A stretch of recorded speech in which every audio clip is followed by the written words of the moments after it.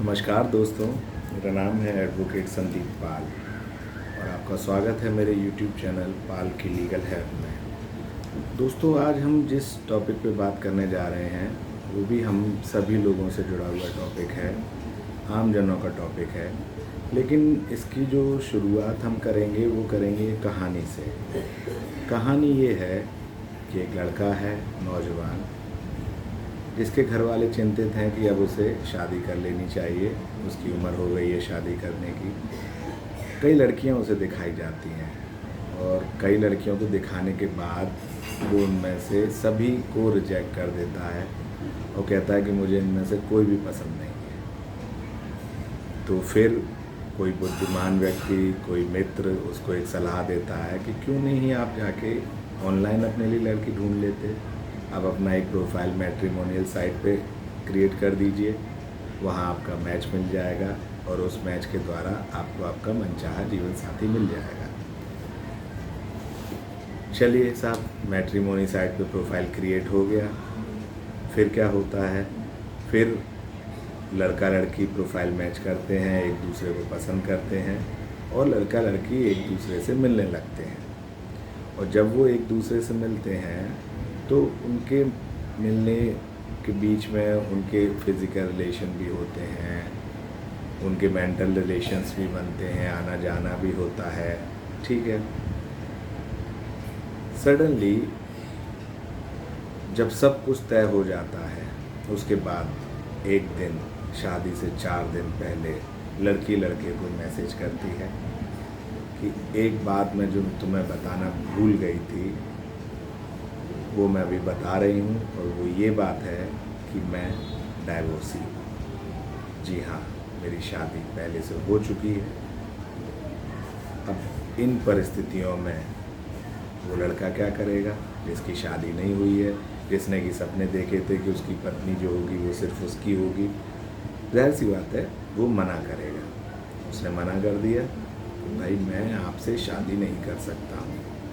फिर क्या होता है दोस्तों, वो लड़की जो कल तक बहुत अच्छी थी, बहुत सुंदर थी, बहुत सुशील थी, अचानक उस लड़के को बोलती है कि अब तो आपको मुझसे शादी करनी पड़ेगी, क्योंकि अगर आपने मुझसे शादी नहीं की तो मैं आप पे रेप के चार्जेस लगाऊंगी। बिकॉज उनके बीच में रिलेशन हुए थे।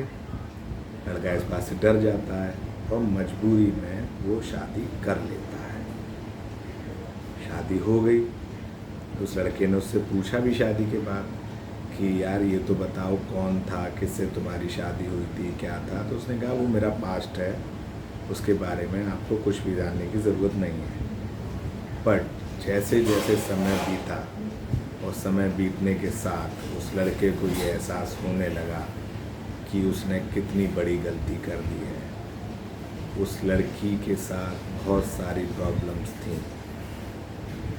वो मेंटली डिस्टर्ब थी, वो अचानक से हिंसक हो जाती थी, वो अचानक से पुलिस के पास चली जाती थी ज़रा ज़रा सी बातों को, और अचानक एक दिन वो उसका घर छोड़कर चली जाती है और मायके जाकर उस पर 1, 2 नहीं 4 केसेस लगाती है।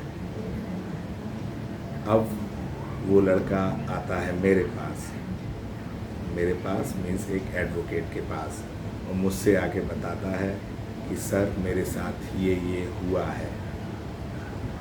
और जब इस बात को मैं सुनता हूँ तो मैं खुद शॉक्ड हो जाता हूँ कि ये सब आपके साथ हुआ और आपने इतना सब कुछ होने दिया अपने साथ, अब आप कुछ कर सकते हैं क्या। चलिए, यहाँ से एक एडवोकेट का रोल शुरू होता है।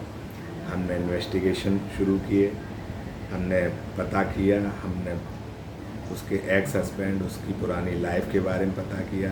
जब हम उसके एक्स हस्बैंड से हमने बात की तो हमें पता चला कि उसके साथ ये प्रॉब्लम है।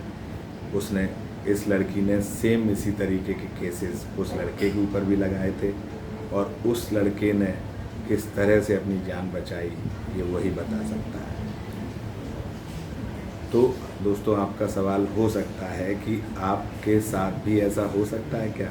हाँ दोस्तों, आपके साथ भी ऐसा हो सकता है, क्योंकि जब हम मैट्रिमोनी साइट पर कोई प्रोफाइल डालते हैं तो उस प्रोफाइल का हम कभी भी वेरीफाई नहीं करते हैं कि उस प्रोफाइल में जो भी लिखा है वो सच है या झूठ है। और जैसा कि आप सभी जानते हैं कि जैसे फेसबुक प्रोफाइल है, ट्विटर प्रोफाइल है, लोग हमेशा अपनी अच्छी अच्छी बातें ही वहाँ पे शेयर करते हैं। अक्सर कर कोई भी अपनी बुराई वहाँ पे शेयर नहीं करता है। तो जब कोई अपनी बुराई शेयर करता नहीं है तो मैट्रिमोनी साइट पे भी शेयर नहीं होती है, तो आपको पता भी नहीं चलता है कि उस अंदर व्यक्ति के अंदर क्या क्या समस्याएं थी। वो मित्र, दोस्तों ये कहानी ज़रूर है लेकिन ये एक सच्ची घटना है। वो मित्र मेरा क्लाइंट है, उसके साथ ऐसा हुआ है। अब हम उसकी शादी को सेक्शन 12 हिंदू मैरिज एक्ट के अंतर्गत नल एंड वॉइड कराने के लिए कोर्ट के पास जा चुके हैं। कोर्ट को हमने एविडेंसेस दिए हैं कि ये जो शादी थी इसके बारे में हमें बताया नहीं था, और जब बताया तो हमें इस तरीके से प्रेशराइज किया गया। और इन्हीं सेम ग्राउंड्स को लेकर हम कोर्ट के पास गए हैं। देखिए कोर्ट हमें क्या रिलीफ देता है।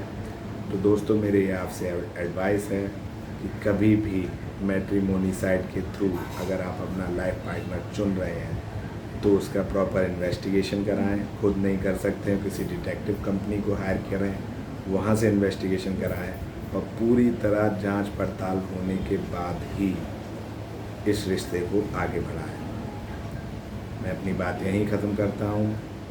होप करता हूँ कि आपको ये वीडियो अच्छा लगेगा। नमस्कार, एडवोकेट संदीप पाल।